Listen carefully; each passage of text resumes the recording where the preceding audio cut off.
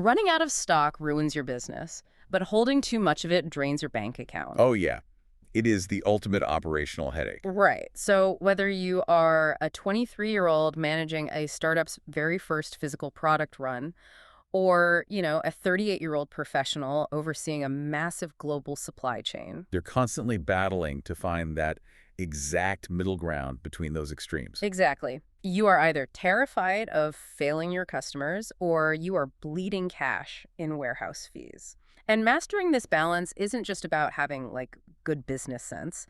It is a precise mathematical formula that examiners absolutely love to test. Well, they do. So welcome to the deep dive. Glad to be here. Today we are covering inventory control. We will break it into 3 parts, look at a real-world example, and finish with 3 exam tips you can use immediately. Right, so to build a solid cognitive foundation here, we really need to define exactly what this is before we get into the heavy math. Definitely. Keep it simple for us. So inventory control is basically the mathematical process of weighing the advantages of holding stock against the disadvantages. Yeah. You're trying to find the perfect compromise level. That's the entire objective. Okay, let's ground that a bit because it is so easy to get lost in all that corporate terminology. Yeah, absolutely. It is exactly like doing your weekly grocery shopping. If you buy milk in bulk, you get a discount and you save yourself multiple trips to the store. Which, drastically reduces your annual reordering costs, right? Yeah. You save on gas, time, energy. Right. But if you buy way too much, it just spoils in the fridge. Or, well, it takes up all your usable space. And in business terms, that spoiled milk and that crowded fridge, those represent your deterioration, obsolescence, and storage costs. Ah. It's a fundamental tension. And what is really interesting is how often companies try to just wish that tension away. You constantly hear executives talk about it achieving a 0 lead time. Oh, yeah, 0 lead time, the holy grail. Right. Lead time being the gap between placing an order and actually receiving the goods. But think about the reality of a true 0 lead time. It's impossible, right? Completely. An organization would literally have to wait until it completely ran out of inventory, snap its corporate fingers, and the new inventory would arrive instantaneously. Yeah, magical corporate finger snap. Exactly. It would require astonishingly cooperative and efficient suppliers, and you'd have to completely ignore physics and transit times. It simply does not exist. Right. Since we cannot teleport raw materials, we have to rely on strategy. So just to lock this in before we look at the exam inventory control, is simply deciding how much to buy at once and exactly when to make that purchase. That is the core of it. Yeah.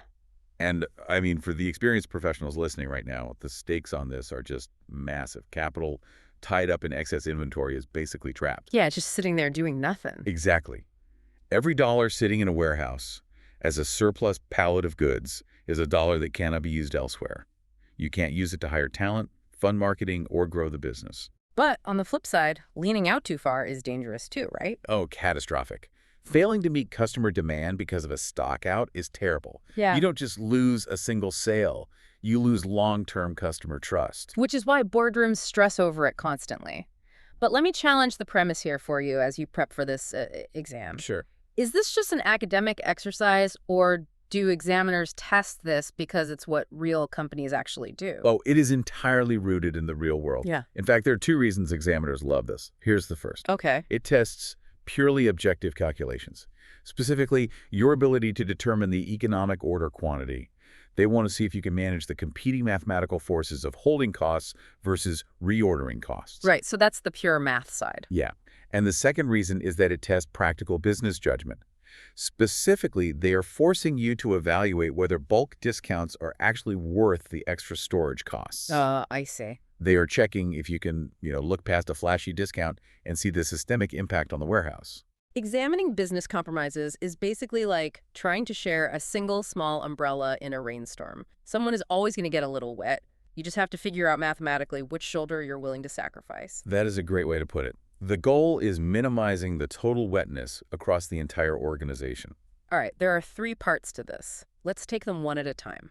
Part 1 is that term you just mentioned, the EOQ, or economic order quantity. Right, so the logic beneath the EOQ formula is basically a tug of war. How so?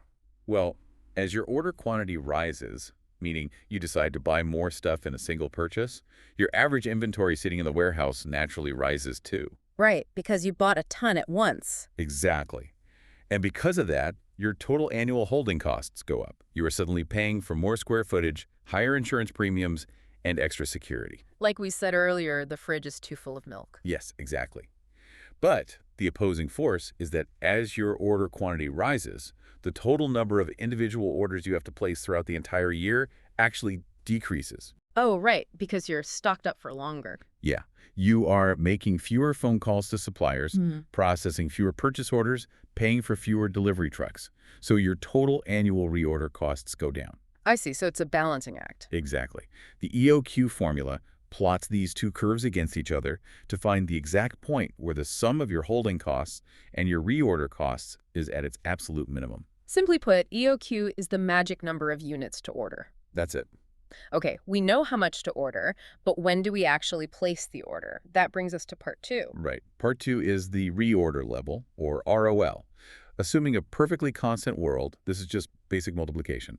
Let's say your supplier requires exactly 5 days of lead time to deliver goods, Okay, 5 days. and your business sells exactly 30 units of this item every single day without fail. So 5 days of waiting multiplied by 30 units a day. That means we will sell 150 units while we are waiting for the truck to arrive. Yes, which means you must place your next order the exact moment your warehouse inventory drops to 150 units. Because during those 5 days of waiting, you just sell off those 150 units. Exactly. You hit absolute zero right as the delivery truck backs into the loading dock. Simply put, it's the trigger point to buy more. Precisely. But wait, what if the supplier gets a flat tire and is late? Or what if, like, a viral video causes demand to suddenly spike during those 5 days of waiting? That perfectly constant world does not exist. It really doesn't. And that reality check brings us to part 3, which is buffer inventory. Buffer inventory is the amount by which your reorder level exceeds your average demand during the lead time. Wait, holding buffer inventory sounds like a contradiction to the whole point of optimizing holding costs in part 1. It does sound like that, doesn't it? Yeah, aren't we just intentionally overstocking now and driving our warehousing costs back up? What you are trading a slight increase in holding costs for an insurance policy against the catastrophic cost of a stockout. Oh, okay. That makes sense. To calculate your optimal reorder level 1 that includes this buffer, businesses typically use one of two approaches. The first is a tabular approach. Walk me through how a warehouse manager actually builds that. They literally build a table of historical scenarios. So column A might list potential delays, like a 2-day delay, a 4-day delay. Column B assigns a probability to those delays. Okay, and then what? Then they calculate the financial penalty of a stockout in those scenarios. So things like lost sales, contract penalties, and they compare that against the known fixed cost of just holding an extra 50 units all year round.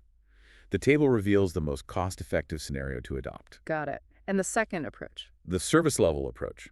This is less about pure dollar-to-dollar comparison and more about brand reliability. The organization decides on an acceptably small probability of running out of stock. Right, so like a luxury brand versus a discount brand. Exactly.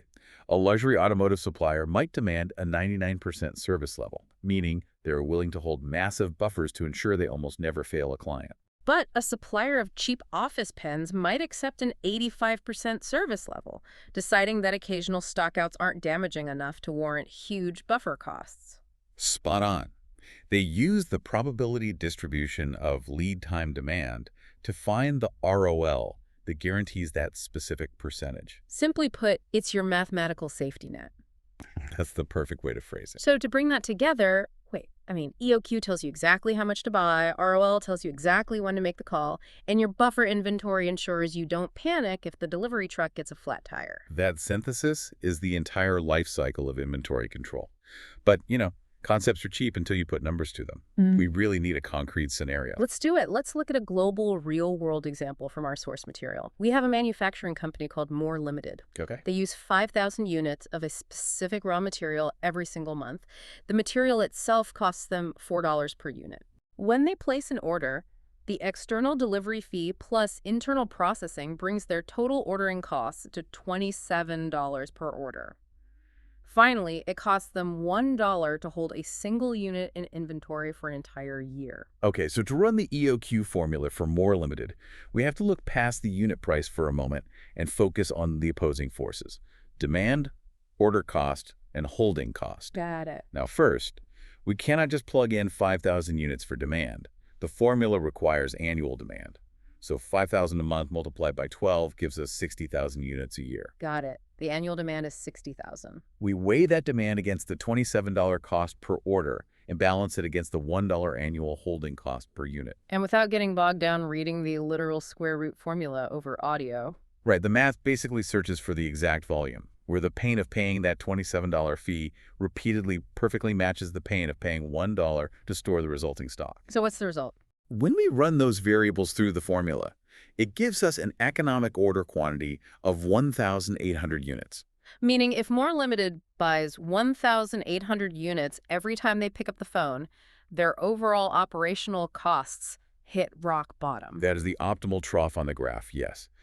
But here's the twist, and this is where the exam tests your business logic. Oh, I love a twist. Let's hear it. The supplier calls More Limited back and says, hey, we'll offer you a 1% bulk discount on that $4 purchase price, but only if you buy 4,000 units at a time instead of your optimal 1,800. Do we take it blindly just because the unit price is cheaper? Never. You evaluate this using a trial and error approach. You calculate the total annual cost for both realities. Okay, break it down for me. In reality A, you order 1,800 units, you calculate your annual holding costs, your annual reordering costs, and the actual raw cost of buying the material at full price. Okay, and reality B? In reality B, you order 4,000 units. Your holding costs will skyrocket, your ordering costs will plummet, and your raw material cost gets that 1% discount. So you put the two realities side by side. Yes. And for More Limited, the math dictates that the 1% discount on the raw material is actually significant enough to offset the bloated storage costs. Wait, really? Yeah, taking the bulk discount actually saves the company $1,795 for the year. Wow. Now, if you are a senior professional or supply chain director listening to this, that $1,795 goes straight to your bottom line. It really proves to the board that supply chain optimization generates real, measurable profit. It does. But we have to look at the massive trap here, especially for early career professionals who might be tempted to just trust the spreadsheet and hit approve. Oh yeah, that's a huge pitfall. Mathematically, buying the 4,000 units saves money, but practically you have to leave your desk, walk down to the floor, and ask the warehouse manager if they physically have the square footage to receive 4,000 units at once. Exactly, because if you don't have the space, you end up renting emergency third-party overflow storage. And suddenly you're paying unbudgeted commercial real estate fees, and that savings is completely vaporized. And that right there is exactly what the examiner is testing when they ask about evaluating bulk discounts. They want to see the math, but they also want to see the practical business logic. They want to know that you understand the downstream consequences of a formula. Which naturally brings us to where you can stumble when sitting for this paper. Let's address the pitfalls. What is the single biggest mistake you see when grading this topic? The single most common mistake is putting the wrong figures into the EOQ formula. It happens constantly. Really? Even with the formula right there? Especially in multiple choice questions, where the examiner provides a dense paragraph of operational data. You might fail to use consistent units, or you might include costs that are completely irrelevant to the decision. Let's talk about why that happens. Because, when you are looking at a multiple choice question under exam pressure, your brain enters a state of panic gathering. Panic gathering, that's exactly it. Yeah, it sees a number on the page, for instance, an annual fixed salary for a warehouse storekeeper, and your anxious brain assumes that because the examiner provided it, it absolutely must go into the equation somewhere. You don't want to feel like you missed a clue. That panic gathering is the psychological trap. The fix requires discipline. You must only include variable costs that are directly affected by the order quantity. Okay, so think critically about that storekeeper's fixed salary. Right. If you decide to order 4,000 units instead of 1,800, does the storekeeper's annual salary double? No, it remains completely unchanged. Exactly. Because it is a fixed cost, it has zero impact on the EOQ equilibrium, leaving it entirely out of the calculation. It's like cooking. Just because an ingredient is sitting on the counter doesn't mean you have to throw it in the soup. That is a perfect analogy. Don't let the examiner trick you into ruining the recipe just because they left a bag of flour sitting next to the stove. Keep the recipe clean. And the second part of that fix is maintaining unit consistency. Your demand figure must align with your holding cost time frame. So annual demand pairs with the cost of holding a unit for a year. Yes. If they give you monthly demand, convert it before you do anything else. And mathematically, make sure everything is in dollars or everything is in cents. Mixing those currencies mid-formula is a guaranteed zero. Okay, we are in the home stretch. We promised 3 exam tips you can use immediately to secure these marks. 3 things. Here's number 1. Number 1, always annualize your demand. As we just discussed, if the question gives you a monthly demand figure, multiply it by 12 before that number goes anywhere near the EOQ formula. Simple, but critical. Tip number 2. For bulk discounts, always use trial and error. Do not try to guess or use intuition based on how big the percentage discount sounds. Run the numbers for both. Exactly. Calculate the total cost at your EOQ, calculate the total cost of the discount quantity, and compare the 2 final numbers. Let the math make the argument. And tip number 3. Remember that a basic reorder level, assuming no buffer is required by the question, is simply the demand during the lead time.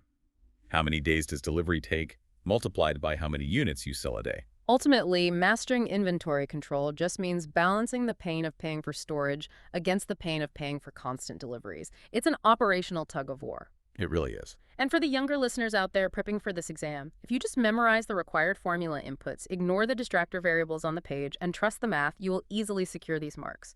You don't need decades of warehouse experience to get the EOQ right. And for those of you already in the field, managing these complex global supply chains, this is your chance to prove that your real-world intuition maps perfectly onto optimal financial strategy.